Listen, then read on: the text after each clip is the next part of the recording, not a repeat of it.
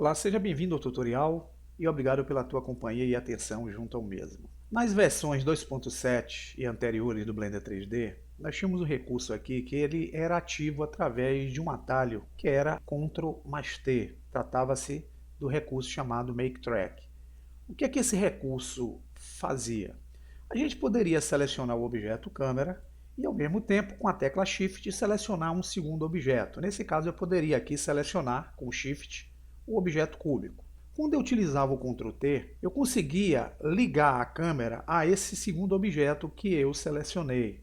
E eu tinha como deslocar esse objeto e fazer com que essa câmera seguisse esse objeto para qualquer ponto aqui da área espacial. Na versão 2.8, se eu usar esse atalho Ctrl T, eu não vou ter nenhum resultado em relação a esse efeito.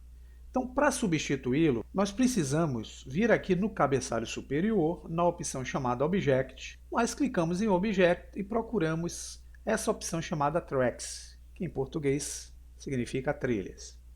Vocês vão ver que eu tenho aqui um Track to Constraints, trilhas para restrições. Clicando nessa opção, vocês percebem que surge uma linha que vem do ponto de origem da câmera até o ponto de origem do segundo objeto que eu selecionei. Com isso, eu posso selecionar o cubo, movimentá-lo através das suas transformações e percebam que a lente da câmera vai segui-lo para qualquer ponto do espaço que eu determinar que ele fique. É com isso que a gente consegue fazer o efeito de segmento da câmera em relação a um determinado objeto na cena. Eu vou dar o Ctrl Z aqui para desabilitar essa função. Para que isso vai interessar a gente aqui junto ao Blender 3D? Vamos então ver o nosso ponto de vista aqui da nossa área trabalhada através da vista da câmera. Então, se eu seleciono a câmera, clico na câmera, é dessa forma que a câmera vai estar enxergando o que estamos realizando no nosso projeto aí nessa área espacial. Se dermos o F12 ou viermos aqui em cima em Render, clicarmos em Render Image, esse é o resultado aí, que pode ser parcial ou final, do projeto que elaboramos lá na área 3D. Pode ser uma imagem ou pode ser até uma animação qualquer que tenhamos realizada lá junto à timeline. Eu vou sair da vista da câmera clicando na câmera novamente, com isso eu volto à nossa vista normal. Vamos entender por que é interessante a gente ter esse recurso da câmera seguindo o objeto. Então eu vou selecionar o objeto cúbico e vou produzir aqui na timeline uma pequena animação desse objeto girando e subindo.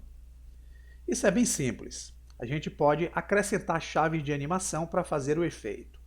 Então eu vou clicar aqui no frame 1, vou selecionar o cubo e aqui nessa posição inicial que o cubo se encontra, eu vou utilizar o atalho I, eu abro o menu chamado Insert Keyframe, que é a inserção de chaves de quadro de animação. Eu vou utilizar aqui uma chave do tipo Lock Hot Scale, que ela inclui tudo, locação, rotação, escala do objeto. Então eu vou clicar aqui. No momento que eu clico, perceba que surge aqui na timeline uma chave de animação Lock Hot Scale que foi criado com o objeto nessa condição que está. Digamos que aqui no frame 100, eu vou clicar no frame 100, eu quero que esse objeto suba até aqui e aqui ele faça um giro pelo eixo Z. Então eu posso digitar RZ, movimentar um objeto como se ele estivesse girando, clicar o botão esquerdo para fixar o movimento. E com o nosso frame 100 acionado, eu vou novamente usar o atalho I para inserir a segunda chave para fechar a primeira que eu criei. Então, clico no Lock Hot Scale. Pronto, utilizei duas chaves aqui na timeline. Se eu voltar para o frame 0, dando play, vocês vão ver o objeto girando e subindo de forma bem simples na nossa área. Então, se eu vier pelo ponto de vista da câmera, a câmera vai estar enxergando o objeto fazendo esse movimento da seguinte forma. Repare que eu dou play, ele gira, começa a subir e aí começa a sair da linha de interferência da visão da câmera. Se no meu projeto eu não tiver o interesse que essa câmera saia da linha de visão da câmera, é para isso que eu vou utilizar o recurso Make Track ou Track to Constraint, como é feito agora a partir da versão 2.80. Então, o que é que nós podemos fazer em relação a isso? Nós podemos selecionar a câmera, podemos usar a tecla Shift e pressionar o objeto cúbico. Como nós não temos mais o atalho Ctrl T, com os dois objetos selecionados, primeiro a câmera, segundo o cubo, nós vamos vir aqui no cabeçalho em Object, em Tracks e usar o Track to Constraint. Pronto.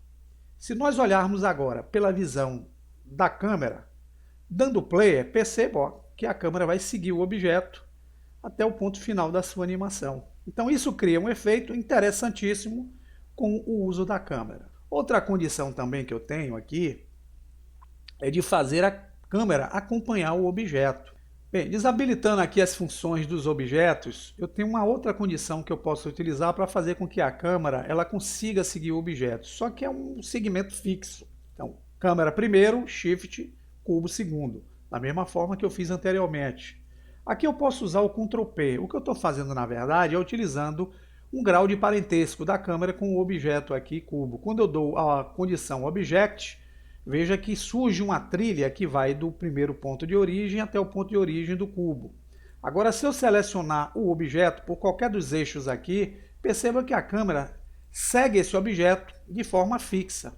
Mesmo que eu dê a rotação do objeto aqui em RZ, ela vai estar seguindo o objeto de forma fixa. Então, isso quer dizer que se eu tentar ver esse objeto a partir da visão da câmera, selecionando-a, se eu fizer a rotação do objeto com RZ, eu movimento o objeto, mas a câmera fica com um ponto fixo em relação ao objeto.